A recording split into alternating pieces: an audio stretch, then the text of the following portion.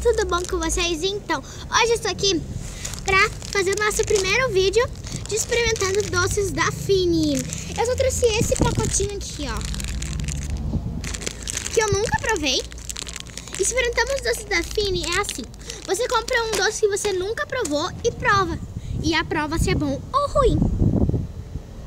E se você quer assistir esse vídeo, vem comigo! Então, olha aqui o que está escrito na embalagem: Fini gelatinas, aros de morango, aros, fresa, sebre, Kix. Eu não sei o que está escrito aqui porque eu não sei. Ai, que frio do caramba. E aqui tem um mocinho aqui com o chapeuzinho da Fini. Agora, vamos provar se é bom. Tem dois sabores.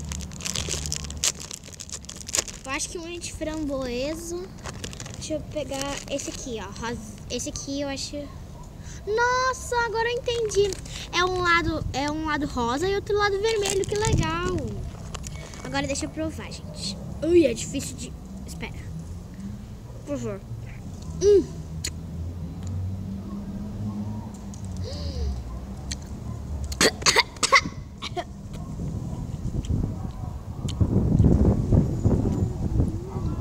Gente,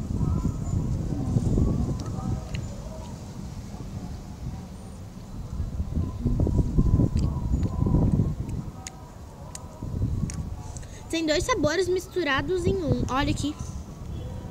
Um embaixo e um em cima. Não sei se dá pra ver direito, mas, cara, é muito bom. Tem gosto de xarope. Eu amo xarope.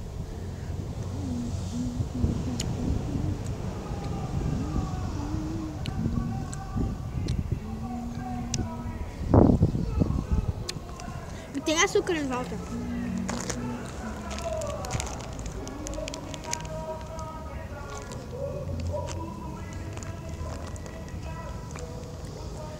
Dando uma bosta de música.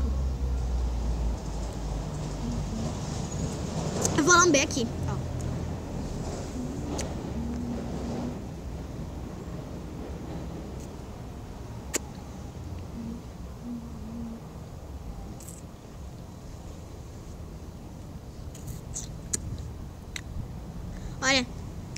Olha, agora vocês conseguem ver, ó. É rosa aqui e vermelho aqui. Cara, é muito bom. Aprovado.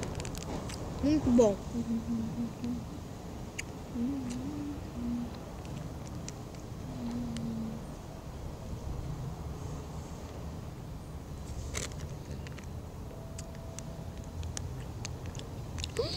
Eu sei porque tem gosto de xarope. Olha aqui. Ingredientes: açúcar, xarope. Eu sabia que tinha xarope.